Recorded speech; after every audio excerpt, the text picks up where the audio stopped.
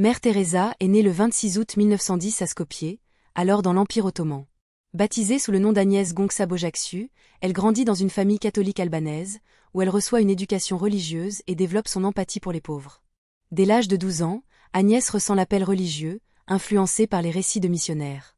À 18 ans, elle quitte sa maison pour rejoindre les Sœurs de Lorette en Irlande, où elle adopte le nom religieux de Teresa. En 1929, Sœur Teresa quitte l'Europe pour les Indes britanniques. Elle arrive à Calcutta, une ville dynamique mais marquée par une terrible pauvreté, ce qui l'impressionne fortement et forge son engagement humanitaire.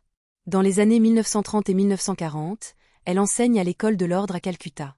Bien qu'elle aime enseigner, la misère environnante l'affecte profondément, la poussant à vouloir faire plus pour ceux dans le besoin.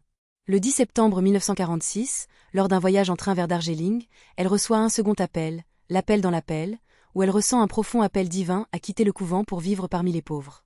En octobre 1950, après des années de préparation, Mère Teresa fonde les Missionnaires de la Charité à Calcutta, une congrégation dédiée aux plus pauvres des pauvres, une étape cruciale dans sa mission humanitaire. En 1952, elle ouvre Nirmal Hriday à Kaliga, une maison pour accueillir et soigner les mourants rejetés par la société. Elle transforme un ancien hospice hindou en un refuge de dignité pour ceux en fin de vie. Dans les décennies suivantes, les Missionnaires de la Charité s'étendent à travers le monde, ouvrant des orphelinats, des hospices et des centres pour lépreux et sans-abri dans plus de 100 pays. Le travail acharné de Mère Teresa ne passe pas inaperçu. Elle est rapidement reconnue au niveau international, recevant diverses distinctions qui attirent l'attention mondiale sur ses causes humanitaires. En 1979, elle reçoit le prix Nobel de la paix pour son travail humanitaire. Lors de la cérémonie, elle rejette le dîner de gala et demande que les fonds soient utilisés pour aider les pauvres de Calcutta. Son approche, basée sur la compassion et les soins pour les plus démunis, bien que critiquée par certains pour son dévouement extrême et son rejet de la réforme en matière de soins de santé moderne, démontre une foi inébranlable. Des critiques émergent concernant ses pratiques médicales, vues comme obsolètes, et sa position religieuse conservatrice. Néanmoins, elle reste une figure aimée par ceux qu'elle aide directement. Dans ces dernières années, Mère Teresa continue d'inspirer, même après avoir démissionné en tant que supérieure des missionnaires de la charité.